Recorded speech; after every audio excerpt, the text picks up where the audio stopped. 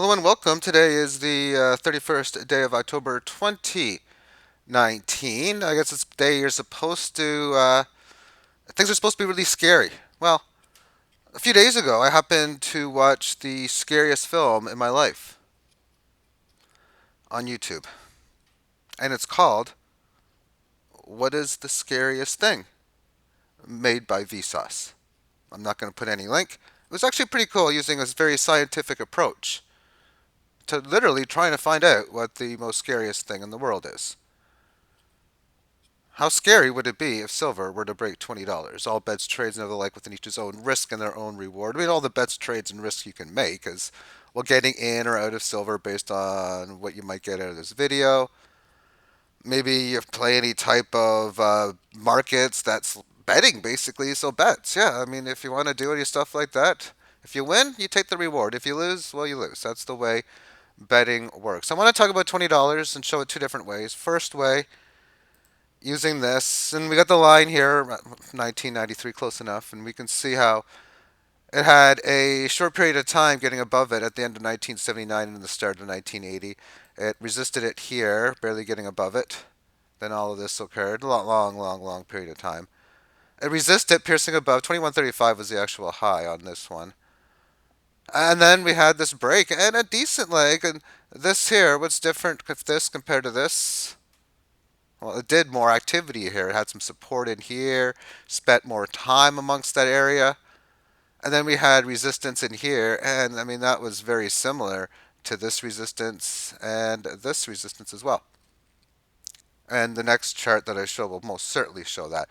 And here we have it in this stage, just getting barely below that line. If it gets above it, then that would be the sixth time silver will have broken $20.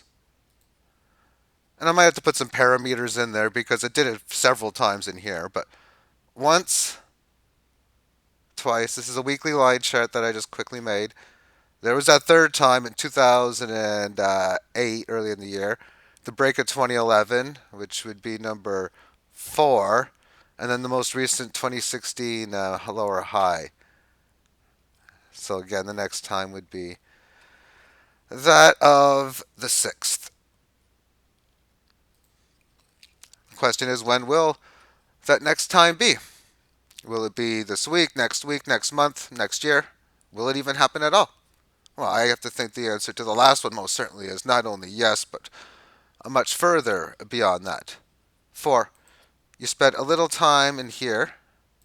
You spent more time in this area here. That's what could happen again is you spend more time in that area. In a situation like that, you would probably spend a lot of the time in this range, maybe even extending the range further, 60, 70.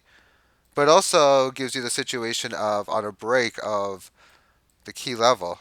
It could be a fast move to here. We could just see what we've seen in here, like this explosive style type of uprise, and most likely that's how it's going to be when it in fact has a bull market on the more longer term time frames.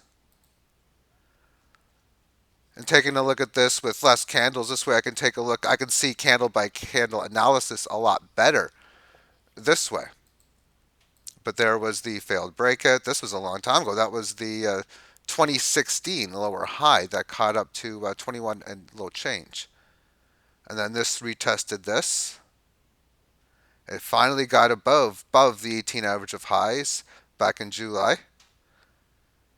And since then, it has just done so, remaining in it within this range where it was correcting. Now it's attempting to get this thing going and breaking above this, which is basically north of 20. And it's a psychological number as well, too. It'll get more into the headlines. And on the technical analysis now combined with fundamentals and so many reasons, this thing could get very, very interesting as it breaks this level. As far as range-bound markets are concerned, this is why when you ask, oh, how long is it going to take, or where's the price going to be at the end of next year, or this year, or next summer, 1 year from now, 9 months from now, I don't know. I mean, it's possible that this range can continue on for up until, I mean, I don't think it will, but like say until, I very easily could though, 2022. But then you ask me back in here, oh, what's the chances, say, silver's the same price as it was back when I was first getting into it. And I remember seeing it like, oh, $18 silver, okay. And even back in here, what's the chances it would still be that same price? I would say I don't think so, but it is. So it's always going to be adjusting to the message of the market. On a break of this with the pattern, there's your up move, there's your descending triangle, and then after the break of this, there's the very large leg lower. From the leg, it's been this sideways range. So either break the sideways range, most likely concise move higher, break the sideways range, concise move lower, and I think there's a better chance that it breaks this, with the exception of the possibility of any type of failed breakdowns. And I don't even think that will happen either. On the Canadian dollar front, $20 silver has been basically great support during this entire run, resisting closer to 25, 26. And it's in the same sort of range bound situation, break of this resistance. Well, I'd be looking for a move up to the previous high, at least probably concisely quick. I don't have the data for this in here, but the 1980 high in Canada would have been noticeably higher, given that when this hit close to 50 US, the Canadian dollar was microscopically higher, maybe by a few percentage basis points. But back in 1980, it was a decent amount of percent more. So you would have been talking like 60 to 70, most likely, on the Canadian price at its big high in January of 1980. Let's go back to the Canadian chart, or American chart rather, and we'll look at it on the daily term from the May lows and the highs placed in early September. I drew all these Fibonacci lines in. 1613 doesn't look like it's going to be needed to be tested because we got a very strong setup as it plays right now, after finding many levels of support at the 1740, which represents a 38.2 exponential retracement lower. So it comes down perfectly on September the 13th on that Friday. Manages to make both a higher and a lower high. A higher high to September 12th and a lower high to September 4th. Then we follow that up with a lower low, but a failed breakdown. Definitely not a fast move after, but maybe a concise one, which is why I like, instead of saying failed move, fast move, failed move, concise move, because if this has this move, and a move would be a decent break, at least a previous high. I mean, at least 1878 for this failed move. And to be fast, it would have happened maybe, I don't know, 2 weeks ago, a week ago. So, no. But concise, well, how this is played out from getting to this 18 average of highs on October 9th, even not breaking down here on October 7th. So instead of breaking down, resisting the highs, lower high to this, that's fine, and significantly lower. Then higher low, that's what's needed, but supporting the 18 lows and doing so for several days. Attempting to get out, stating to get out, making the statement on October the 24th, and the statement is still being done. It hasn't really done it yet, but what's happened is it made its first move up to a key Fibonacci 1823 point, the 23.6 down, and then it supports this major level of resistance from October, basically the first 3 weeks of October, for 2 days. They're doing so on yesterday and the day before. And now we have re-excitation of this 18. And when I see a spot like this, where we've come to this high, correct within the manner of coming back, 18 highs, lows like this, and seeing it leave, to me it just seems that the probability odds are very extreme, very high.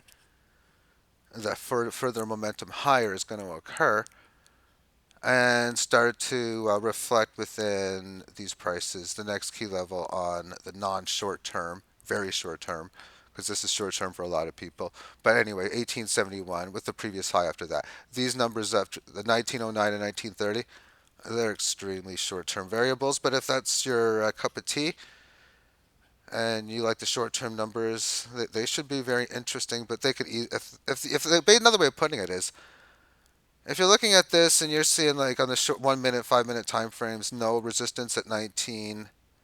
Well, first at 18th, this line here, which has more probability of being such. But if you're coming here, there's no resistance in here. then I wouldn't be surprised within like 2 minutes we have this, and then you really got to look at the second time frame to look at this stuff now. And you could very easily just blow past these levels very well. But you could also have it where in the 1 minute time frame and stuff like that, that maybe at 12 o'clock it hits this, and then at 12:02 it comes down in here, and then 12:06 up here, and then it stays at this line for 10 minutes, and then over a span of 7 minutes it falls down to this line, and then 4 minutes later it creates a 20-second failed breakdown, and then after that, 14 minutes later, it's back to 1930. Stuff like that could easily happen. And when I say stuff like that, and this, and that, and that, and that, that's like parlays. So the chances that you keep on getting them all right, well, the more you pick and the more unlikely they are, the harder it is. And even when they're so easy, we'll go ahead and try to pick uh, 12 college football favorites of less than 24 points to win the game outright and see how successful you are, because that's hard to do. Okay, so daily chart, everything is looking very, very nice. On the single hour, we had all of this short-term resistance here at 17 and 8 ninths up to 1795. And after showing a lot of strength at the 18 average of highs yesterday night, it managed to break above at 3 o'clock in the morning Eastern Time and has just continued to keep this trend in play. Let's just finished off with a quick look at gold and the ratio.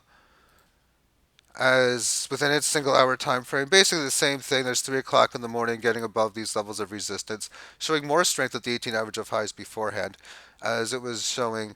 Well, yesterday I didn't do a video on it yesterday, did I? I was thinking about it, and I was talking, and I mean it was happened, failed move. Okay, let's talk about it. This happened yesterday. I don't know why. I guess I forgot. Really, I'm like, yeah, this is like good. This is good material. I was thinking yesterday. Anyway, well, that's the thing. I mean, this is stuff I've talked about so often. I mean, how many times have I come on here? Oh, before a big move, don't be surprised if there's like a failed one beforehand. Yada yada yada. I, well, here's that failed breakdown. As it managed to break through this level of key support that was key resistance before, not only it broke down below this one, and it technically even pierced, but not doing much below this level as well. And I mean, the outcome, of course, you can tell was, oh wow, what a big move it was for that of gold. And there's the, let me just draw a box this way.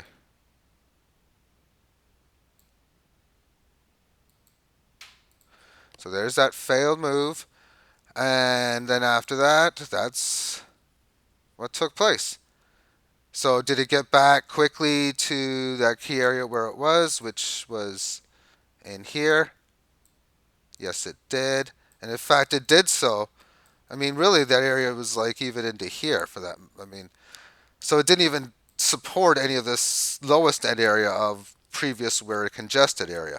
So 1492 to like 1495. But it resisted 1490, close to 7, 1496 and a half. Really, this was, well, really it is. This is supporting this level of resistance. So that's giving you a lot of signals from 1500 hours all the way to 20 hours, which is 3 p.m. to 7-ish p.m. Eastern Time, or 12 o'clock to 4 o'clock Pacific. And then, like, basically around, I don't know, 7 to like midnight area in the Pacific coast of, or the west coast of Europe. Anyway, enough about times. So there's the sideways range that it had from 2100 hours to like the 4. Beautiful up move, sideways consolidation, nice small gain down, and it's currently having continuation on these up moves. And let's just see how much I can undo this, because I didn't want to draw too much on this crossing. I'm just going to pause this. I'm just pushing Control Z. Okay, so there we have it. Looking at this, say again on the daily time frame. Where's that box in there? You barely can see it. I mean, that's a major short-term move. But if I look at the 8-hour, doesn't really show. 3-hour. Oh, there it is. So just another interesting way of showing how a short-term move is not only unnoticeable in the long term, but really is only going to have so much effect towards it. For this move, you look at I'm trying to find a pattern in markets and everything. Well, this can be one of them. And sometimes the pattern is going to, sometimes all the times, the patterns are going to end just that end in either a win or a loss. And well, this is and where would you expect the fast move to come up to? Well, coming up to this congestion area was like 1493, so at least up to like 1503. Well, it's done that. And now we're talking about coming up to 1516 and even more towards this Fibonacci level. So I'm just going to now remove this line because I don't need it anymore. And even this looks like there's something here.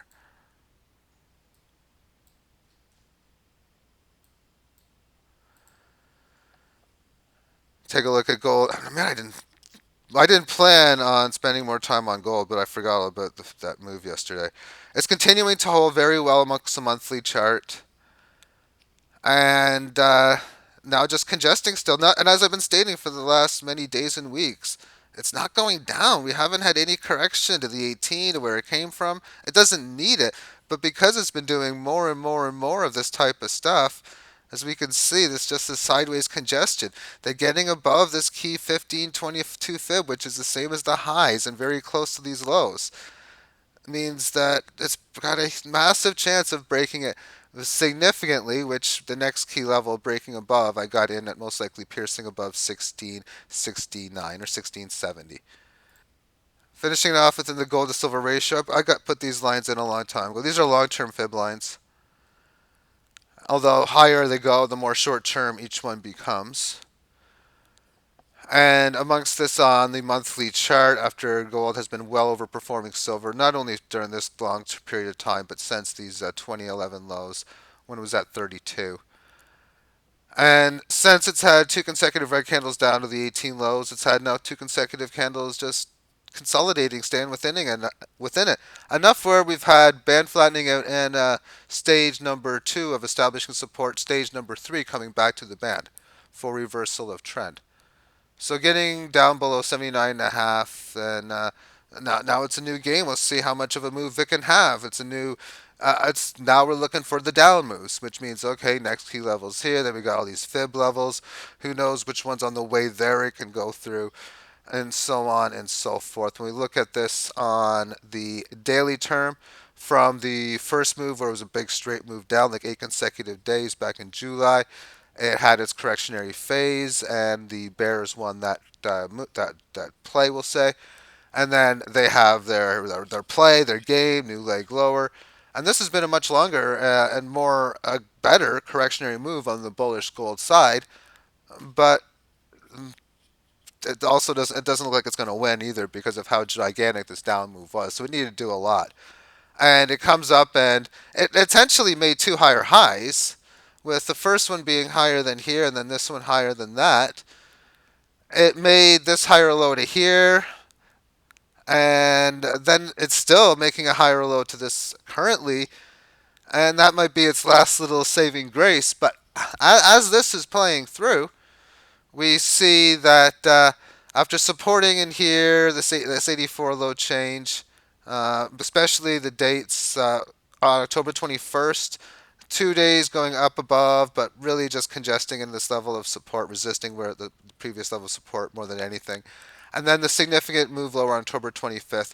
And for now, the last several days has just been sideways congesting a newly declining 18 average of lows. To me, this is a bearish setup. And I still want to see momentum going lower because the whole focus key thing is on just this little move in here. So therefore, what I'm going to do is I can take a look at this on a shorter term time frame and see, well, that's that little bit of a move. It's had one play to get above it in here, successfully correcting. One play above here so far is successfully correcting.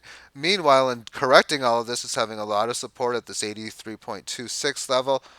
And it does seem weak here as well, too. So momentum most likely means that there's a good chance that silver's going to overperform gold, and the most likely status that's going to happen is because they both go up and silver goes up more. As I stated, it looks like silver's in a great intraday bullish setup right now, and I think there's a good chance as we move today into tomorrow, especially on these Fridays. Don't be surprised if Friday ends where maybe we even do test 19 to $20 or even break at silver. But the whole key thing on what I wanted to state is things can get under very serious term on the silver market just as it breaks that $20 level. And I'll talk to you later on. Bye bye.